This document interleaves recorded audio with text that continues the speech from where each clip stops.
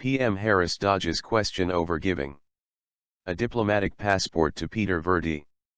Basseterre, St. Kitts, May 22, 2018, leader of the opposition and political leader of the St. Kitts-Nevis Labour Party, SKNLP, the RT Honourable Dr. Denzil L. Douglas, has again called on Prime Minister Dr. the Honourable Timothy Harris to resign.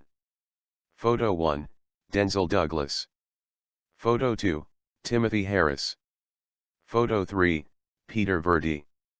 In a radio broadcast on a privately owned radio station on Tuesday, Dr. Douglas said the stage is now set for Queen's Counsel, Charles Wilkin, the media and civil society and Harris's cabinet colleagues to join with the citizens of the country to call on Dr. Harris to do the right thing and resign. Responding to Dr. Harris's open forum at Tabernacle on Sunday, Dr. Douglas pointed out that the Prime Minister did not refer to Wilkin's commentary on the Virdee St. Kitts Antigua London bribe scandal but instead chose to refer to QC Dr. Henry Brown's legal opinion which was secured at heavy expenses to the taxpayers of St. Kitts and Nevis. It's really because QC Wilkin's commentary has not taken PM Harris completely off the hook. In fact, the questions that QC Wilkin requested Prime Minister Harris to respond to questions for which QC Wilkin by now must have had the answers, since we all know that Virdee is not and never was an economic citizen under the St. Kitts and Nevis Citizenship by Investment Program, said Dr. Douglas.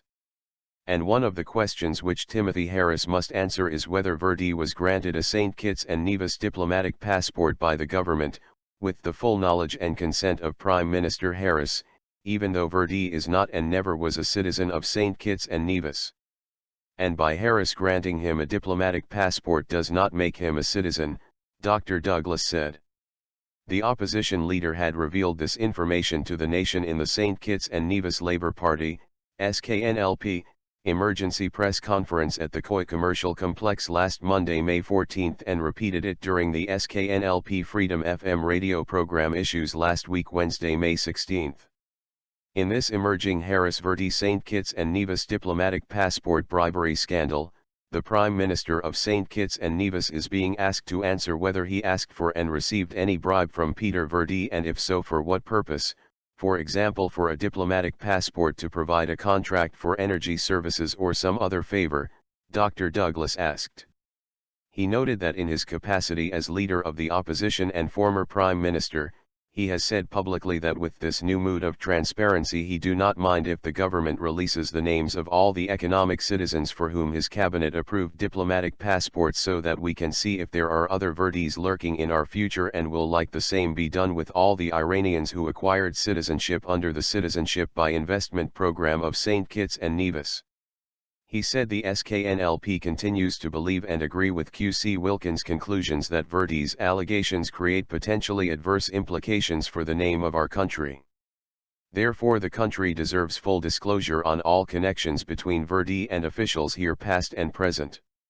He said as the former PM, he has already disclosed publicly the extent of his relationship with Virdee whom he first met in London about 2010/2011 with consultants of Henley and Partners during a marketing and promotion exercise of the then newly restructured St. Kitts and Nevis Citizenship by Investment Program and again in 2012 on a visit to India when Virdee, trading as PV Energy Ltd had expressed an interest in being contracted to execute a solar energy project on St. Kitts and Nevis.